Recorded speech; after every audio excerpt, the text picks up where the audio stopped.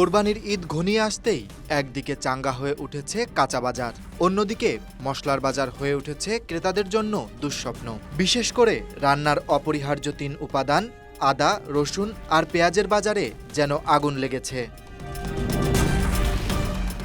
মাত্র এক সপ্তাহের ব্যবধানে আদার দাম বেড়েছে কেজিতে ৪০ থেকে ৫০ টাকা, রসুন ৫০ থেকে ৭০ টাকা আর কেজি প্রতি পেঁয়াজের দাম বেড়েছে ২০ টাকার বেশি।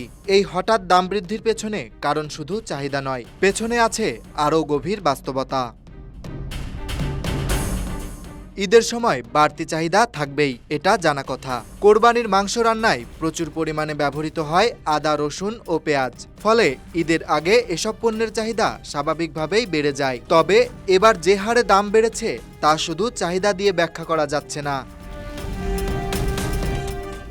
দামের লাগামহীন এই ঊর্ধ্বগতির পেছনে কাজ করছে একটি অদৃশ্য হাত, আর তা হলো বাজারে দীর্ঘদিনের অঘোষিত সিন্ডিকেট। প্রতি ঈদেই এই সময়টায় মজুতদারি বাড়ে। বড় কিছু ব্যবসায়ী আগেভাগেই পণ্য গুদামজাত করে রাখে, পরে সুযোগ বুঝে বাজারে কৃত্রিম সংকট তৈরি করে দাম বাড়িয়ে দেয়।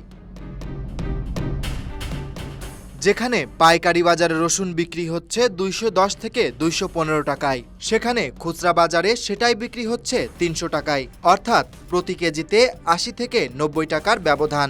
এর দায় চাপানো হচ্ছে নষ্ট হয়ে যাওয়া পণ্যের ক্ষতি পুষিয়ে নেওয়ার কথা বলে, যদিও ব্যবধানটি অস্বাভাবিক। অসাধু সিন্ডিকেট ভাঙতে হলে বাজার মনিটরিং জোরদার করাই এখন সময়ের দাবি। সরকার নিয়মিত অভিযান চালালেও তাতে দীর্ঘমেয়াদী কোনো প্রভাব পড়ছে না, কারণ মনিটরিংয়ে নেই ধারাবাহিকতা, নেই জবাবদিহিতা।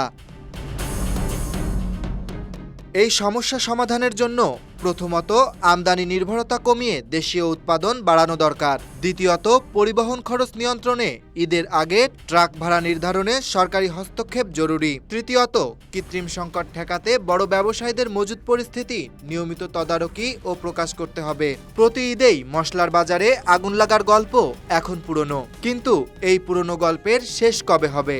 প্রশ্নটা রয়ে যাচ্ছে। বাজারের লাগাম বাস্তবিকভাবে ঠিক কবে আসবে সরকারের হাতে?